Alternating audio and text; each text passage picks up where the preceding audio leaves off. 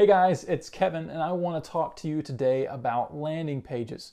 Specifically, two things that you want to keep out of your landing page. You do not want these to appear anywhere on your landing pages, and that is vague language and words and impersonal testimonials. Now, you might say, I don't have any of that on my site, but I would tell you that it's actually not so uncommon.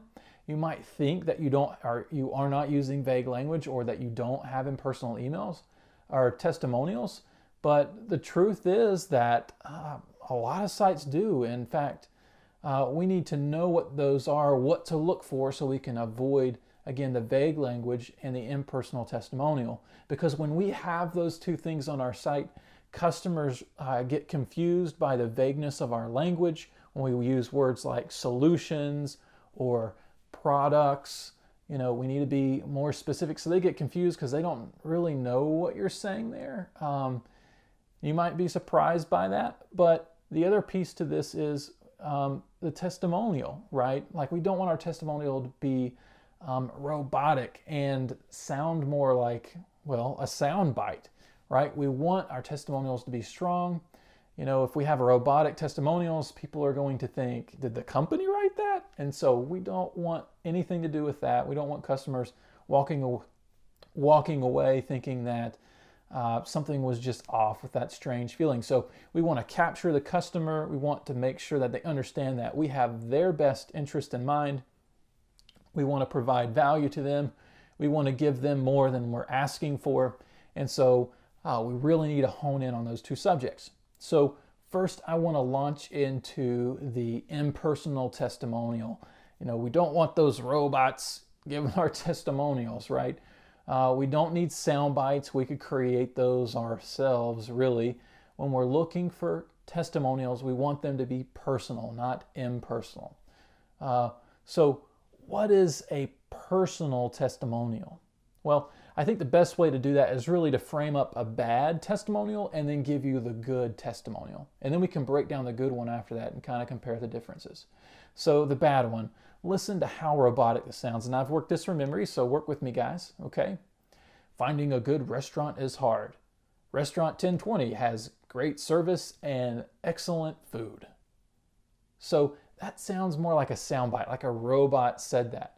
There's no possessive words in there. There's no I, we, or us.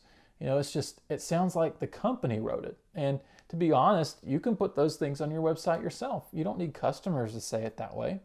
When you're looking for a testimony, you're looking for someone's story, their experience, their specific personal experience with your brand or your product or your service. Whether, you're selling shoes, or you're a restaurant, or you're pest control, or you're selling covers, or your manufacturer, you want it to be honed in on that customer's personal and specific experience. So here's what a testimonial should sound like. And again, work with me, I memorized this.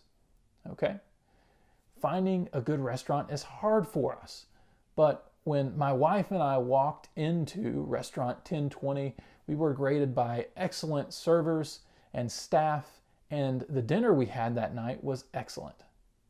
Now, notice the difference there. There's us, me and my wife, we're being specific. We're talking about walking in, so we're building a story.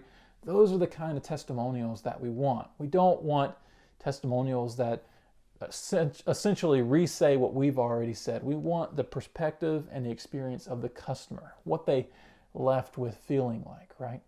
So the three components are be personal, be specific, and be experiential with your testimonials. Now, it's not that you're writing these, you're only looking for testimonials that have those components. If you can have all three, that's excellent.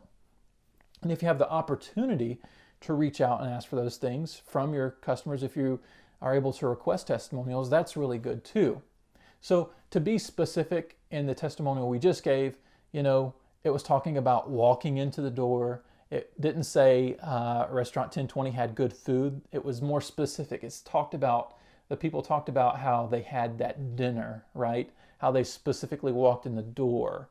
And then also on top of that, they're being personal in their testimonial, right? They wrote it in the experience of me and my wife, like my wife and I, and it's really hard for us to find a good restaurant, but we found Restaurant 1020. We were greeted by great staff, right? So you're looking for the I, me, we, us, our inside of that testimonial. You're also looking for the experiential, right? So again, that's more of the story-based timeline there, where it says, we found it hard to find good restaurants, but when we walked in, walking in is an experience, right? We walked in and we found out this experience. Or when somebody used your product, it really helped me run faster, right? If it's the shoes, maybe it's a Nike or something, so being more specific is going to really help that experience. So that's what we want to do. We want to be specific. We want to be personal. We want to be experiential when it comes to our testimonials. The other piece to this is the vague content. And I know what you're probably thinking. You're thinking, how is my content vague? And you'd kind of be surprised by this, I think. I think most of us, including sometimes us at RoboJuice, we live in our businesses. We understand what we mean when we talk about these solutions that our companies provide, but a customer has no idea what a solution is. So, for example, if we have a cooking place and they say we provide the best cooking solutions for kitchens, right? Well, what does that really mean? It's not very specific. And if a customer came there, they're asking, what are solutions? Are they services or are they products, right? Services could be catering or they could be classes. Which one is it? If it's products, well, products could be anything. It could be pots and pans, or it could be food, cooking solutions, right? It could be, pizzas or Italian food or Mexican food. It doesn't really matter. So we need to be more specific. And what that looks like is saying vague words are actually abstract words. And so if we really dig into that, the opposite of abstraction, abstract words like solutions or products, that would be something that's concrete. And so we want to be more concrete with the words that we use on our sites. So if you were to say, hey, I actually provide products and services, right? Where maybe initially you had solutions as your word on your landing page. Then you said, okay, well, you've convinced me. I'll just use services and products. But even then, those two things are too abstract, right? And too vague. They're confusing. I don't really know what those things are. What do they represent? In our companies, I think this is the hard part. In our companies, we understand our products, but our customers and new customers certainly do not understand them like we do. So we need to break it down for them and make it easier and simpler to digest. So that's what being concrete is about. So in the example of products and services, if you offer both, then you don't need one landing page for that. You need two separate landing pages. You need a landing page for the services and a landing page for the products that you talk about. So if your services as a yard worker are, let's say you have like a landscaping shop, maybe your services are cutting grass and landscaping. That would go under your services landing page. And then under your products landing page, maybe you could say the specific types of plants that you have, right? So maybe it's just flowers and mulch and shrubbery. You don't do trees. You don't do gravel and driveways, maybe. So you need to be more specific and concrete for people. And that needs to work its way up. We need to be more concrete about our landing pages. That's really going to go a long ways toward really helping us be less vague, which again eliminates that confusion of people there wondering, what is it you're talking about? And so this even goes for the landing page, like your home page is a landing page. We really need to be careful there that we don't use that kind of language. We need to be more specific about what we're offering, which helps me to point out something. I think I'll throw in this little bonus for you.